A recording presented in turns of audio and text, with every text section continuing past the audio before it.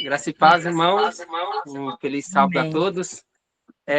Eles colocaram o nome Ronimar. Eu acho que poucas pessoas me conhecem por esse nome, né? Mais conhecido como irmão Rony. Mas é um privilégio poder estar aqui mais uma vez com os irmãos, trazendo uma mensagem que o Senhor quer falar conosco essa manhã.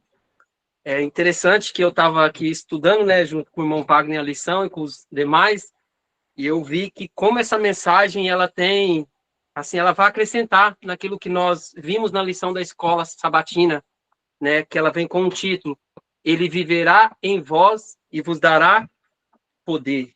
Então, a gente vê que o Senhor, ele quer falar através de nós, né, e ele nos ajuda a complementar aquilo que ele nos ensina durante todo este culto. Então, a gente viu aí muitos exemplos de alguns patriarcas, né? Abraão, Noé, e a gente viu como que eles andaram na presença do Senhor. O Senhor falava diretamente com ele, e eles recebiam aquela promessa nos seus corações e seguiam à frente. E eu gostaria de, primeiramente, ler uma pergunta aqui para nós, para a gente entender. Eu tenho certeza que muitos de nós já se fez essa pergunta, e ela vem com a seguinte pergunta: já sentiu vergonha de orar porque falhou pela milésima vez? Então, quantas vezes eu e você oramos por algo, pedimos ao Senhor poder para viver aquilo e falhamos, né? Então, eu creio que muitos de nós já teve essa experiência, creio que muitos estão tendo essa experiência. E a resposta é: Jesus não quer saber quantas vezes nós erramos. Ele só quer saber se nós estamos com o coração disposto a mudar esses erros que muitas vezes nós praticamos, porque nós pedimos isso, pedimos aquilo, e o Senhor nos concede, igual o irmão Wagner colocou aqui, ele envia todos os meios para que a gente possa sair vitoriosos nas batalhas individuais, em grupos ou em famílias, e muitas vezes a gente falha, né? E isso traz um desânimo em nós, mas muitas das vezes é porque nós temos a palavra, né, o conhecimento, mas nós não temos o poder que nos qualifica e nos dá essa vitória aí que tantas pessoas e nós necessitamos. Primeiro tópico que eu queria falar com os irmãos é que hoje a palavra que ela é pregada nos púlpitos, reuniões, muitas delas estão destituídas do poder que essa palavra tem, né? Muitas dessas mensagens são voltadas para o eu, são voltadas para o homem, apenas pelo conhecimento teórico somente, né? Então, a gente esquece que essa palavra ela tem esse poder de dar o conhecimento, mas também de transformar e de restaurar essas pessoas, né, que necessitam tanto de viver essa vida que Cristo apresentou aqui na Terra. E para a gente aprofundar um pouco mais, né, de como a gente vai receber esse poder, como que ele vem até nós, a gente vai ler no livro de Romanos, abrir as nossas Bíblias, né, para a gente entender mais sobre esse tema que já se iniciou aí na lição da escola sabatina, né? Romanos capítulo 1. Romanos capítulo 1.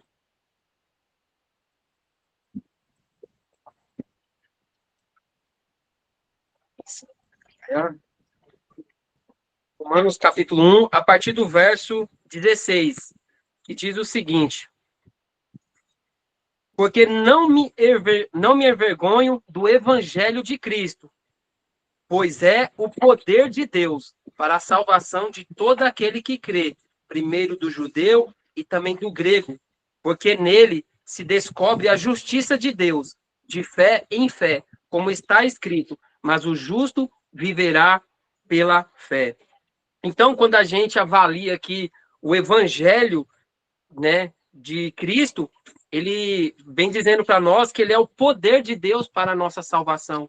Então, esse evangelho, ele não vem simplesmente separado, afastado do poder de Deus, né? Ele vem condicionado com o poder de ter o conhecimento mas também nos capacita a viver aquilo que eu e você estamos estudando, né? Ou buscando o conhecimento. Então é interessante que quando a gente recebemos esse evangelho nas nossas vidas, quando a gente crê que este evangelho é o evangelho de Cristo, ele vem, né, Vavi, incluído com o poder para a gente viver tudo aquilo que nós professamos diariamente nas nossas vidas. No livro de João, capítulo 1, vamos voltar um pouco aí, também traz uma informação. João, capítulo 1, verso 12. João, capítulo 1, verso 12, diz o seguinte: mas a todos quantos o receberam, deu-lhes o poder de serem feitos filhos de Deus, aos que creem no seu nome. Então, a crença aqui em Cristo, ela vem condicionada com esse poder que nos condiciona a ser filhos de Deus, né? Então, quando dizemos que cremos, estamos recebendo o poder de ser filhos de Deus. Mas quando a gente diz que crê, isso envolve muito mais do que pensamos. Quando digo que creio em Cristo, ou creio na mensagem de Cristo, eu estou dizendo que sou um cristão, que sou um seguidor de Cristo, né? Só que tem, hoje, quando você vai fazer uma pesquisa e você faz essa pergunta, todos dizem que crê, todos professam crer, mas o que vai condicionar se realmente essa pessoa crê ou não é se ela está condicionada com este poder, ou seja, ela vive à altura daquilo que ela professa. Tem uns dados que eu pesquisei, o IBGE diz hoje que a taxa de separação no Brasil são de 47% em geral. Sabe quantos por cento são dos que se dizem crer essa taxa de separação? De 26 a 30% são os que dizem que crê no Senhor Jesus. Então veja que há uma mudança, né? Sei lá, uma falta de poder para que essas coisas possam não ser condicionadas àqueles que dizem que crê. Quando a gente vamos, eu falo assim, cada um agora avalia assim particularmente. Quando vocês vão em alguma loja, na sua vizinhança, geralmente eu já ouvi muito que os que mais são os, vamos colocar essa palavra, caloteiros, os que mais não pagam, geralmente estão envolvidos com aqueles que se dizem cristãos. Então está invertido os valores, está invertido os princípios. Quando você vai numa vizinhança, né, a maioria das vezes, quem é o conhecido como fofoqueiro? Quem é conhecido por bravo? Quem é conhecido por reclamar? Então, muitas vezes, os cristãos estão envolvidos. Eu não estou falando aqui diretamente para adventistas ou um grupo religioso qualquer. Estou falando para todos aqueles que professam ser cristãos. Então, a gente vê que há uma mudança de valores no que diz respeito ao conhecimento que esses cristãos professam, né? Porque muitos deles estão que destituídos do poder para viver aquilo que ele conhece, né? Tem um texto de Parábolas de Jesus que diz: quando uma alma recebe a Cristo, recebe também o poder de viver a vida de Cristo. Então, quando você aceita Jesus na sua vida, não é mais aquelas coisas que a gente praticava, elas não são mais vistas, porque a gente recebe o poder de viver a vida que Cristo viveu. Passei para nós, por favor. Passou. Isso, não, isso não. Nesse texto aqui, fala assim, ó, quando vivemos pela fé no Filho de Deus, os frutos do Espírito se manifestarão em nossa vida, nenhum faltará. Então, quando a gente vive professando, crendo que Jesus Cristo é o Filho de Deus, todos os frutos que um cristão necessita, eles são vistos. Nenhum faltará. Nada que possa fazer com que a gente manche o nome do Senhor não faltará. Todos os frutos, eles serão vistos e todos serão ali mostrados na nossa vida particular. Então, irmãos, a gente vê que há uma necessidade desse conhecimento, ele vir com o poder de Deus, né? E muitas vezes, infelizmente, muitas vezes, as teorias que nós temos, a gente só professamos que conhecemos, profecias, estilo de vida, alimentação, mas infelizmente essas práticas elas não são vistas na nossa vida. João capítulo 15, gostaria que os irmãos acompanhassem aí na Bíblia, né? Porque quando você abre a sua palavra, você está se alimentando dela.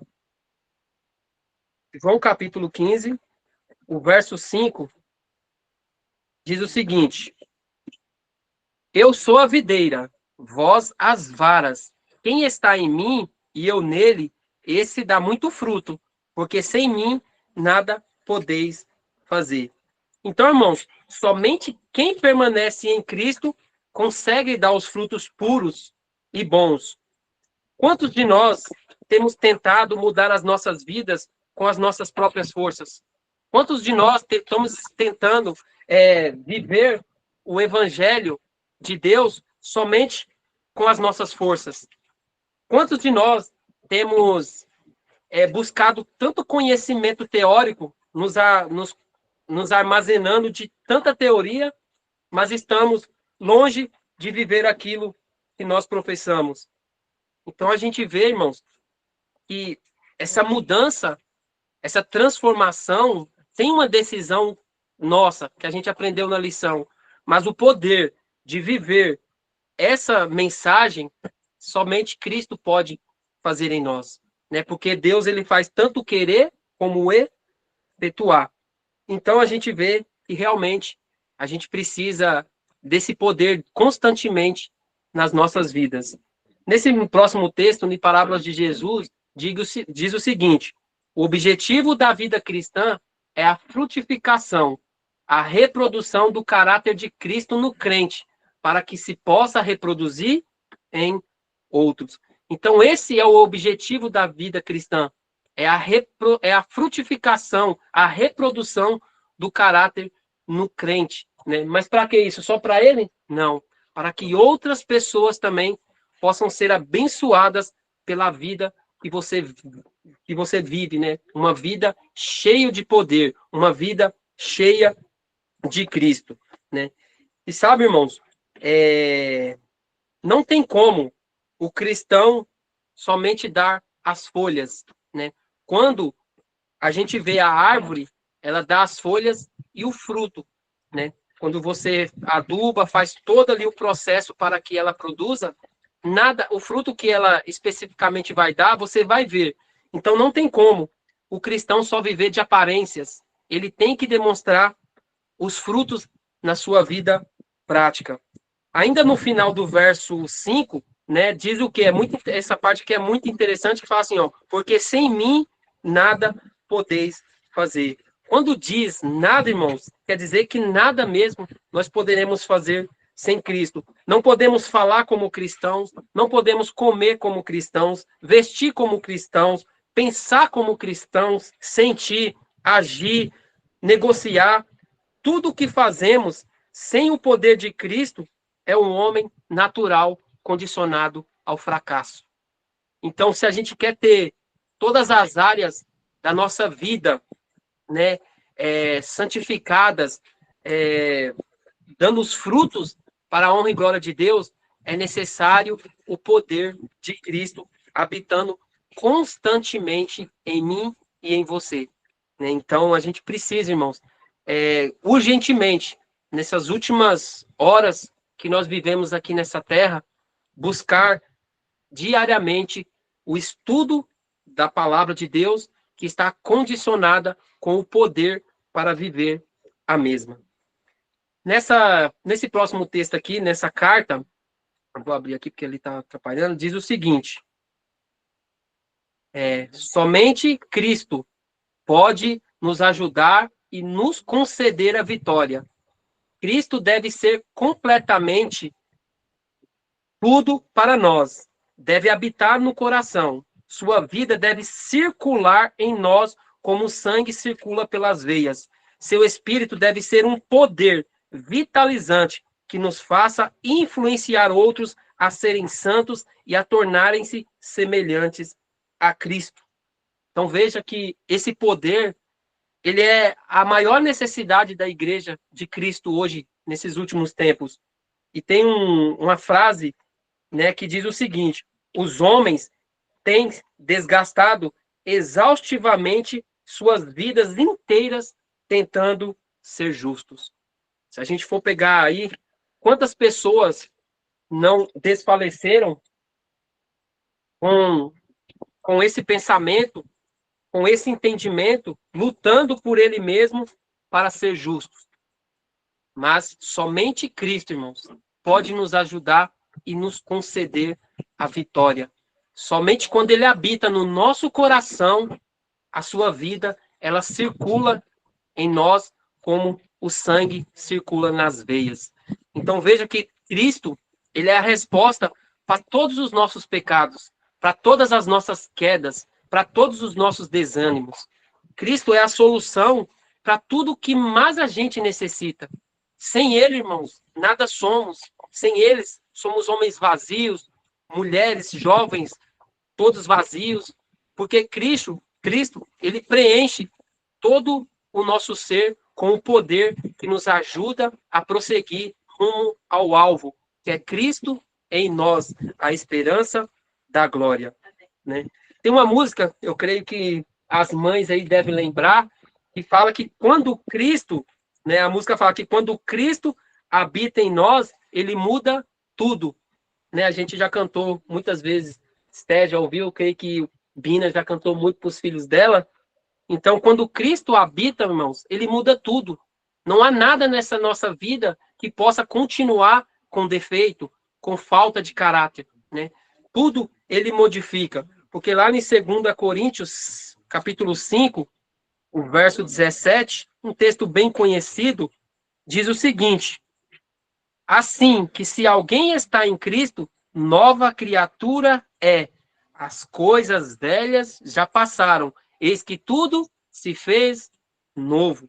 Então, irmãos, tudo se fez novo. Nada há de velho nesse homem que quando Cristo está habitando. Nesse próximo texto, né? Nesse próximo texto diz o seguinte: não existe outro caminho para a salvação do homem. Sem mim, diz Cristo, nada podeis fazer. Por meio de Cristo e somente por ele, as fontes da vida podem revitalizar a natureza humana, transformar os gostos e direcionar as afeições para o céu. Então, como eu tinha dito, né, não existe outro caminho para nós, porque sem Cristo nada podemos fazer. Somente por ele e com ele nós vamos conseguir revitalizar essa natureza caída, essa natureza velha, né, cheia de defeitos, de pecados, que Cristo quer transformar tanto a mim como a você que está ouvindo essa mensagem.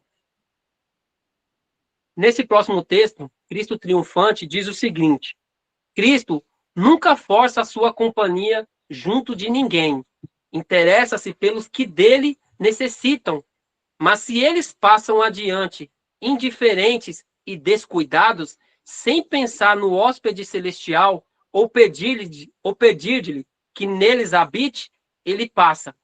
Assim sofrem muitos grande perca. Não conhecem a Cristo mais que os discípulos enquanto caminhava ao seu lado e conversavam com eles. Então veja que interessante, irmãos, que quando a gente busca esse conhecimento e não pede para que Cristo habite dentro de nós, dentro do nosso coração, o que ele passa? O que acontece? Ele passa adiante, né? E fala que muitos sofrem grande perda, como os discípulos, né? Quando caminhavam com Cristo ali, mas não reconheceram.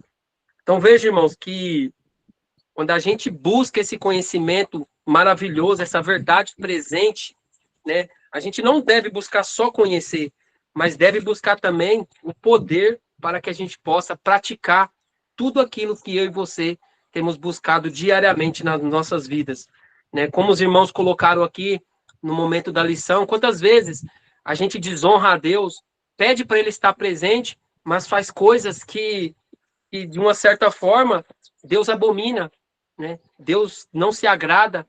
E isso faz com que Ele fique na nossa presença ou que Ele afaste. Então, quando a gente está estudando aqui, a nossa mente tem que estar voltada. Senhor, habite em nós para que essa palavra seja cumprida. Habite no meio do teu povo para que as pessoas possam ver que o Senhor está aqui no nosso meio. E isso é uma necessidade para todos nós. No livro de Efésios, vamos mais um pouco avante aí, Efésios, capítulo 3. Efésios, capítulo 3, a partir do verso 16.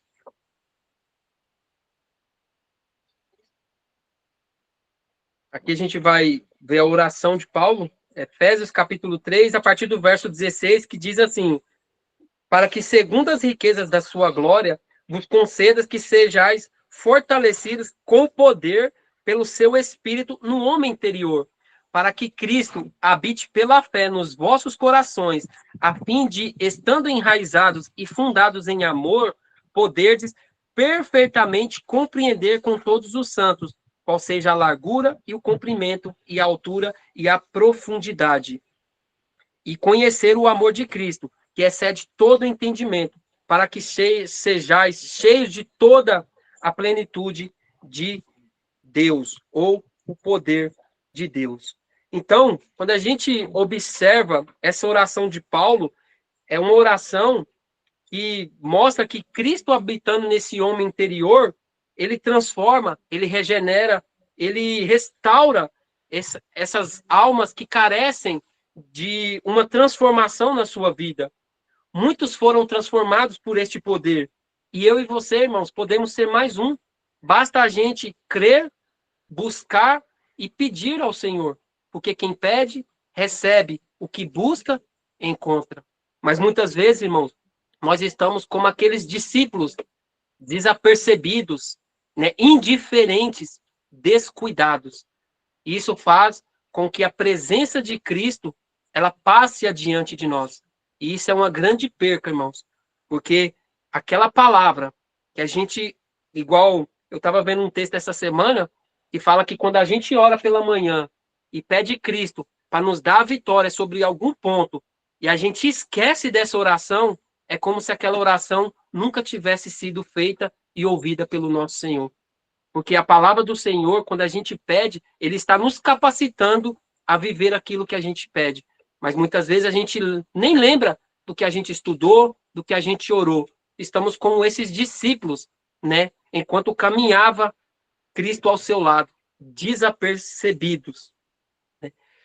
Nesse próximo texto, mensagem aos jovens, diz o seguinte: sempre que as suas palavras de instrução têm sido recebidas e de nós se tem apossado, Jesus é para nós uma presença permanente, dominando-nos os pensamentos, ideias e ações.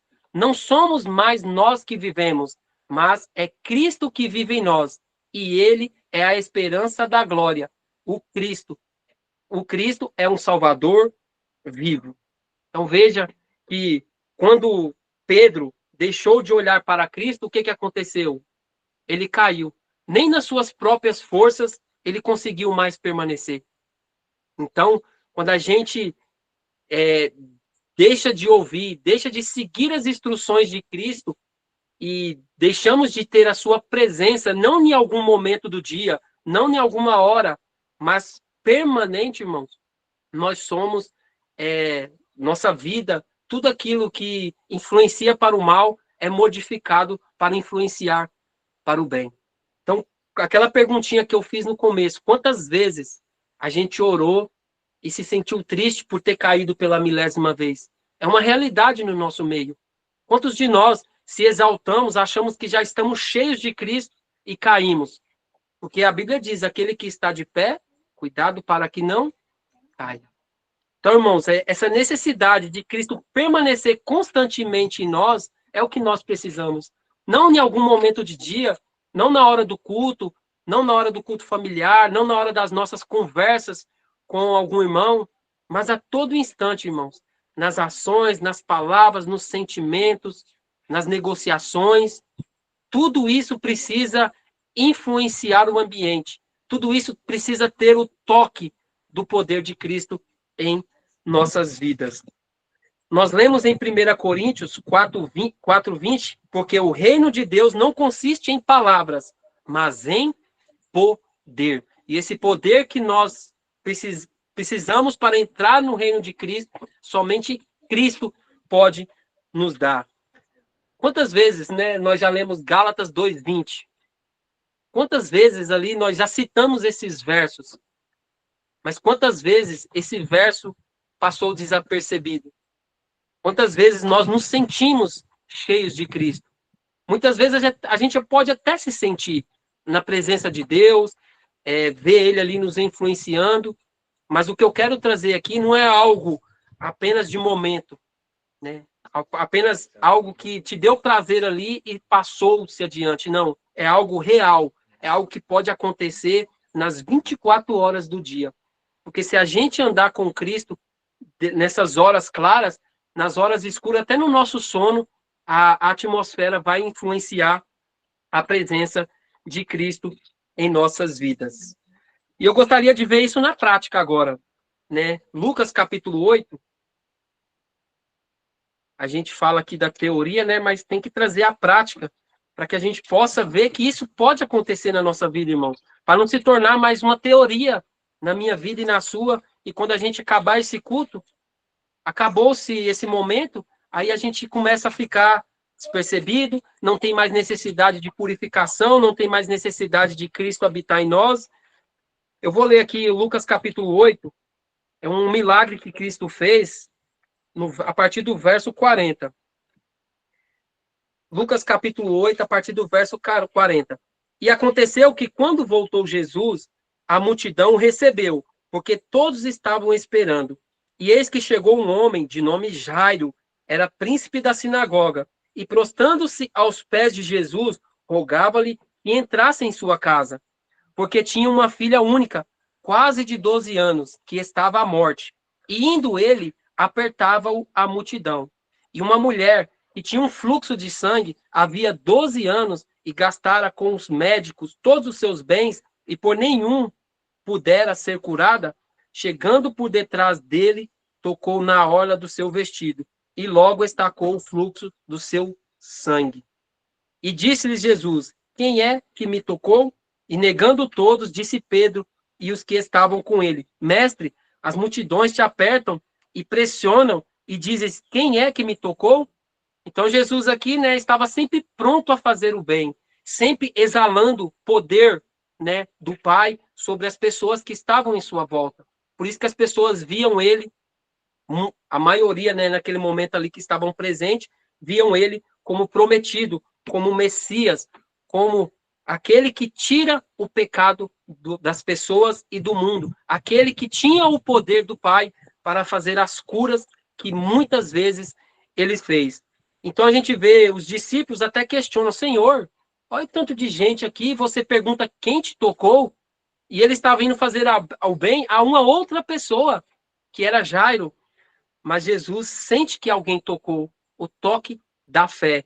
E no verso 43 faz o seguinte: e disse Jesus: alguém me tocou, porque bem conheci que saiu de mim o quê? Poder. Esse mesmo poder, irmãos, que saiu para curar aquela mulher, é o poder que está disponível hoje para mim e para você. No livro Milagres de Jesus, de Wagner, olha como comenta esse momento aqui, ó. Aquele poder era o poder da sua vida, porque supriu a necessidade da mulher, e o que ela queria era a vida. Aqui nós temos algo em que a nossa mente se pode apegar e os nossos sentidos podem apreciar. Algo real foi feito, algo real saiu de Jesus para a mulher. Não foi imaginação, não foi uma figura de linguagem, mas a cura da mulher foi real. Ela obteve aquela vida que lhe estava faltando, e essa vida veio de Jesus. Nós nunca saberemos o que é a vida, somente o, o autor pode entendê-la, mas nós realmente sabemos que temos a necessidade dela, mesmo da vida justa de Cristo.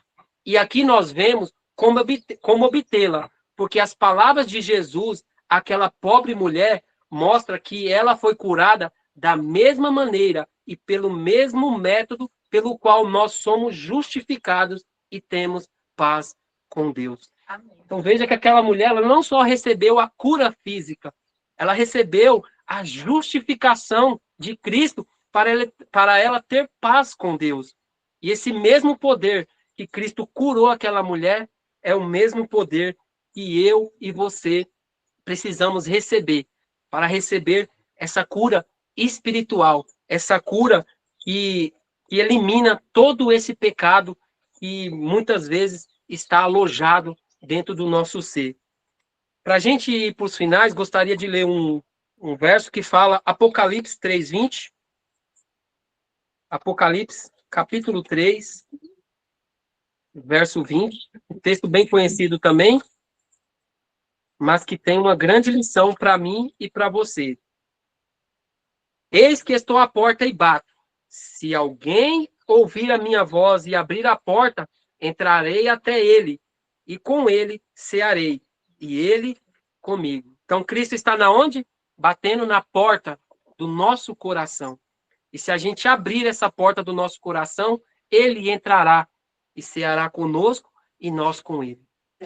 Mas agora eu faço uma pergunta.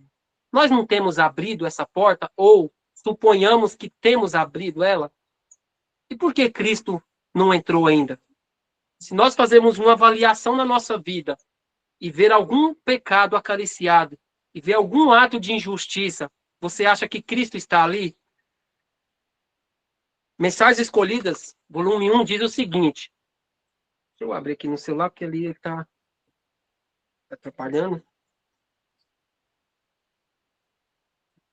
Quão disposto está Cristo para tomar posse do templo da alma, se o deixarmos entrar, e ele é representado como esperando e batendo a porta do coração. Então, por que não entra?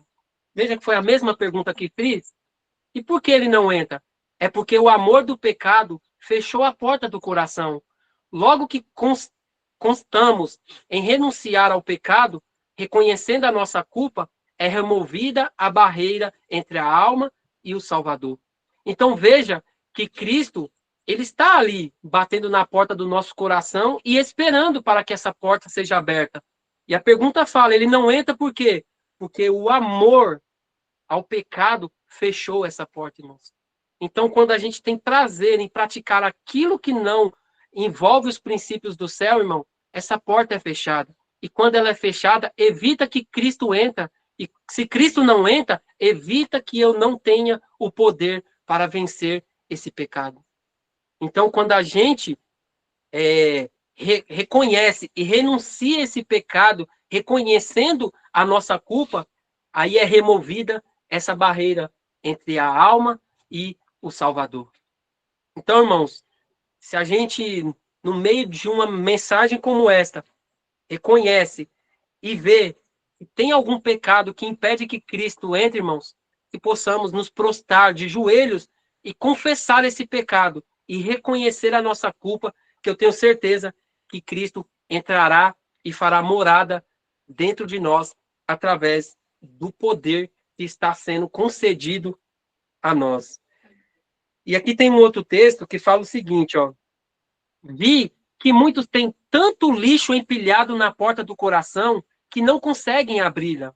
Alguns têm dificuldade entre eles e seus irmãos para remover. Outros têm temperamentos malignos, cobiça egoísta para remover. Outros rolaram o mundo diante da porta, antes que possam abrir a porta.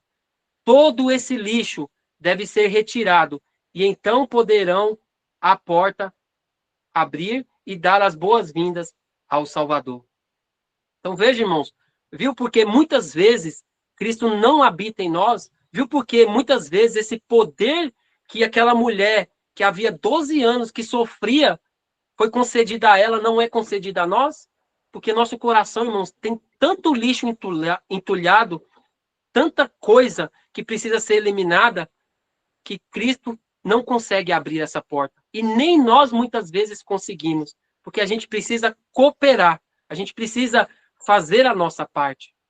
E ali tem alguns dos pontos, né, que faz com que essa porta continue fechada. Egoísmo, né, um dos pontos aí que eu creio que todos nós precisamos buscar de Cristo, essa eliminação desse caráter, né? O mundo, às vezes nós rolamos o mundo para dentro próximo da porta, que fica impossível de Cristo habitar. Ali também tem temperamentos malignos, cobiça, né, dificuldades de relacionamentos. Então veja, irmãos, são muitas coisas que, se fosse citar mais aqui, a gente viria quão a gente tem impedido de Cristo habitar dentro de nós, com seu poder restaurador e regenerador. Então, irmãos, é uma necessidade, irmãos, de remover esse entulho empilhado. Mas para isso a gente precisa tomar decisões ao lado de Cristo. Tiago, capítulo 4. Tiago, capítulo 4, diz o seguinte. Tiago, capítulo 4, o verso 8. Chegai-vos a Deus, e ele se chegará a vós. Limpai as mãos, pecadores, e vós de duplo ânimo, purificai os vossos corações. Então veja que sempre há um chamado de purificação, de libertação, irmãos. Mas esse lixo que está entulhado no nosso coração precisa ser removido imediatamente. Nesse próximo texto, comentário bíblico, diz o seguinte: humilhai-vos diante de Deus, humilhai-vos diante de Deus, e fazeis sinceros esforços para esvaziar o templo da alma de todo o entulho, toda inveja, ciúmes, suspeitas, críticas. Limpai as mãos, pecadores, e vós de duplo ânimo, mente dividida, purificai o coração. Senti as vossas misérias, e lamentai, e chorai. Convertei-se o vosso riso em pranto, e vosso gozo em tristeza. Humilhai-vos perante o Senhor, e ele vos exaltará. Então, essa limpeza desse templo, irmãos, essas coisas que demonstram que não fomos transformados, que não fomos purificados e que não temos o poder, elas precisam ser lutadas dia a dia, né? Buscado, reconhecendo e esvaziando esse homem, esse miserável homem que sou, para que Cristo possa transformar e fazer uma morada permanente em nós. Então a gente vê que essa necessidade, essa limpeza precisa ser feita para que esse poder possa estar sendo visto em nossas vidas. Na Review, diz o seguinte: se pedirmos a ele, o Senhor nos dará o Espírito Santo para purificar a habitação da alma, porque todos os quartos do templo de Deus devem ter sua presença e ser purificados. Então, todas as partes do meu corpo, irmão, minha mente, os meus braços, as minhas pernas, os meus pés, todas essas partes que fazem parte do meu corpo precisam ser purificadas. E somente através do poder da palavra que Cristo nos concede, eles vão ser purificados. Mãos ajudadoras, pés que caminham na retidão, uma mente sadia, uma mente sã, uma mente purificada. É o que nós precisamos para que a nossa caminhada cristã não seja pesada, não seja um fardo, igual o irmão Wagner colocou aqui, não seja algo que um dia eu estou bem, outro dia eu não estou, Não seja algo que um dia eu estou com vontade de orar, outro dia eu não estou. Mas seja algo que seja constante, todos os dias, aos pés do Salvador, buscando dele esse poder para que esse corpo possa ser o seu templo, a sua casa. Testemunhos para a Igreja, volume 1, diz o seguinte: quando alguém é totalmente esvaziado de si, quando todo falso Deus é expulso da alma, o vácuo é preenchido pelo influxo do Espírito de Cristo. Tal pessoa tem a fé que purifica a alma da contaminação. Ele está em conformidade com o Espírito e cuida das coisas do Espírito. Ele não tem confiança em si mesmo. Cristo é tudo em todos. Amém. Então a gente vê que quando é esvaziado, né, o nosso coração, o poder, o influxo de Cristo, ele penetra em nós e tal pessoa, né, nós recebemos a fé que purifica a alma da contaminação. Então, a gente tem essa condição, irmãos. A porta da graça está aberta para todos nós, mas chegará um tempo que não haverá mais tempo. Então, se ouvires a voz do Senhor hoje, o que a Bíblia diz? Não endureçais o vosso coração, não deixeis passar adiante ele. Lutai, limpai a vossa alma, para que Cristo possa vir e fazer uma morada. E assim nós refletiremos o caráter do Senhor, refletiremos o caráter do Deus de Abraão, de Isaac e de Jacó. Os discípulos, eles foram cristãos verdadeiramente só após receber o poder do Espírito Santo.